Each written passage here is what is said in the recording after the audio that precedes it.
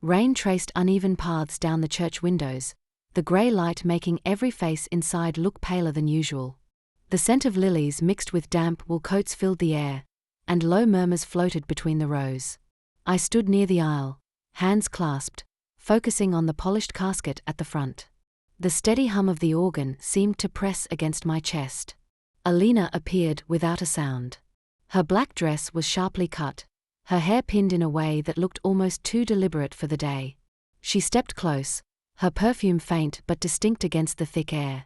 Her arms went around me in a tight hug, tighter than anything I remembered from her in years. The pressure shifted slightly, and I felt something cold slip into my coat pocket. Her lips were near my ear when she spoke, the words no louder than a breath. "Find the truth."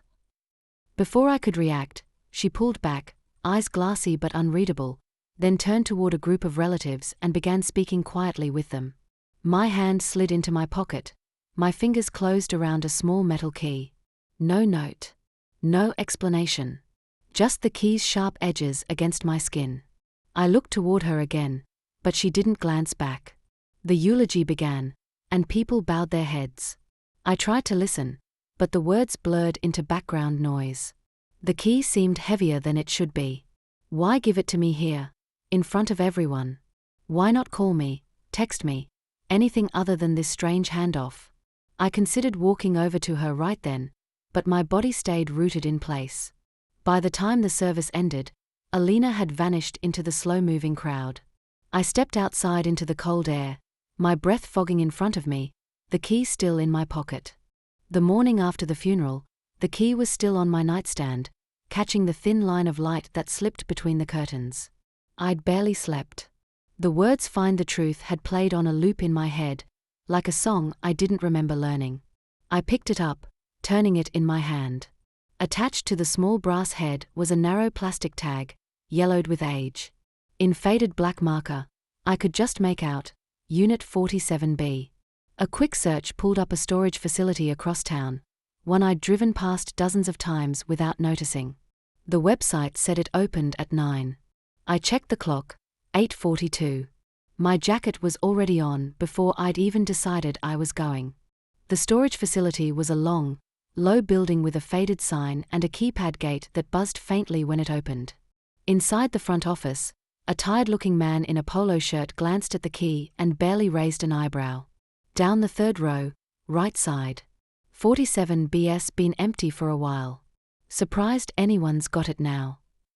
Empty for a while? That didn't match the weight in my pocket. I found the unit easily, dull blue paint, the number stenciled in white. The padlock clicked open smoothly, and the metal door rolled upward with a hollow groan. The air inside smelled of dust and paper.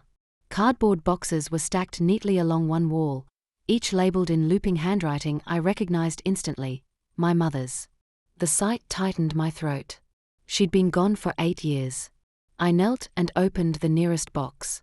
Inside were photo albums, neatly wrapped in tissue paper, each photo carefully mounted. But the faces were wrong. People I didn't know smiled at the camera. In several photos, a man stood off to the side, my father, his arm around a woman who wasn't my mother. And in others, there were children. 3 of them. All with my father's sharp jawline. I pulled out a folder from the next box, birth certificates, school records, and bank statements. The bank balances were large. Each document bore my father's name, but the addresses were different from ours. My phone buzzed in my pocket. Without thinking, I answered. "You went there, didn't you?" Alina's voice was tight, sharp at the edges. "Why did you give me the key?" I asked. "Who are these people?" "You weren't supposed to look yet," she said, ignoring my question. "You think you're ready, but you're not. If you keep digging without me, you'll ruin more than you realize." The line went dead before I could speak again. I stared at the phone screen, the quiet in the storage unit pressing in on me. I spent the rest of that day with the boxes spread across my living room floor. Every document, every photograph, every envelope felt like it had been waiting years for someone to open it. I kept coming back to the children's faces. They looked young, in some photos no older than 10. One boy's eyes reminded me uncomfortably of my own. I needed answers from someone who didn't have a reason to lie to me. That's when I thought of Mr. Barlow, an old family friend who had known my parents long before I was born. He lived 2 neighborhoods over. I didn't call ahead, I just drove. When he opened the door, his eyebrows lifted in surprise. "Nana? Is everything all right?" I held out one of the photographs. "Do you know who they are?" His eyes shifted away almost instantly. "Where did you get this?" "I just need the truth," I said, my voice lower than I expected. He let me in, closing the door slowly. "Your father. He had another life. Another family. Your mother found out before you were born. She chose not to tell you. Said it was better that way." The words landed like a punch I hadn't braced for. I sat down without realizing I'd moved. "And Alina? She found out years ago. I suppose she thought you'd never need to know." I left his house with the photograph still in my hand, the edges warm from my grip. The drive home felt longer than usual. My father's other life wasn't just a rumor anymore, it was documented in my living room. When I met Alina the next day in a quiet cafe, she didn't deny any of it. "I wanted you to be prepared before you saw it all. Dad's secrets, they don't just affect us. There are people who didn't ask to be part of this. People who could get hurt if it all comes out. So you want me to protect them by protecting him?" I asked. She didn't answer directly. Sometimes the truth causes more damage than the lie ever did. The night felt heavier than the others. No matter how many times I turned my pillow, sleep wouldn't come.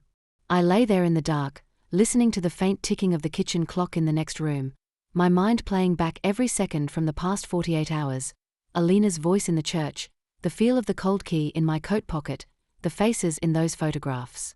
At some point, I stopped trying to sleep. I switched on the lamp, its light pooling in a small circle on my desk.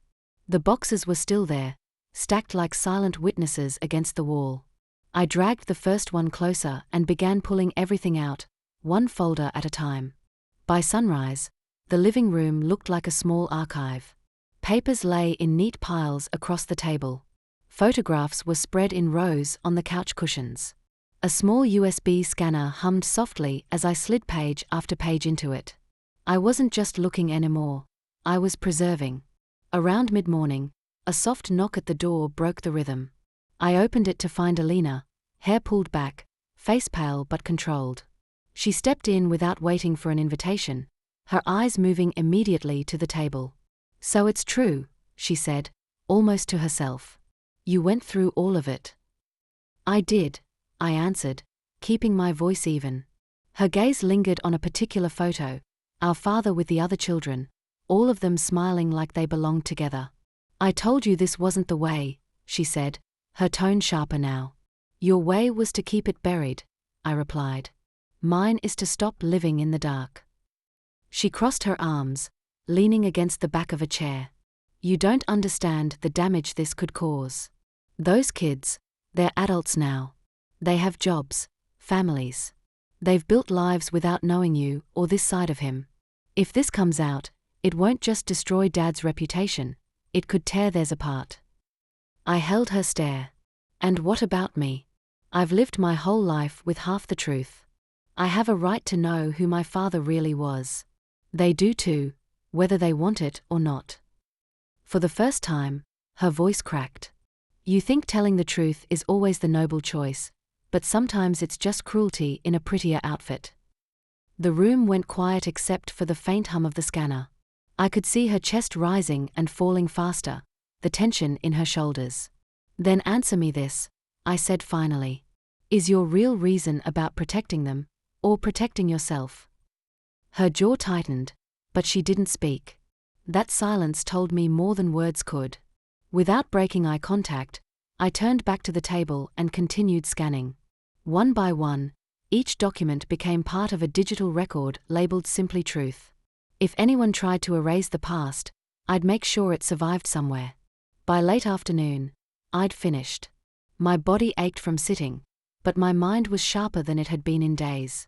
I made copies of the files on 2 separate drives and tucked them away.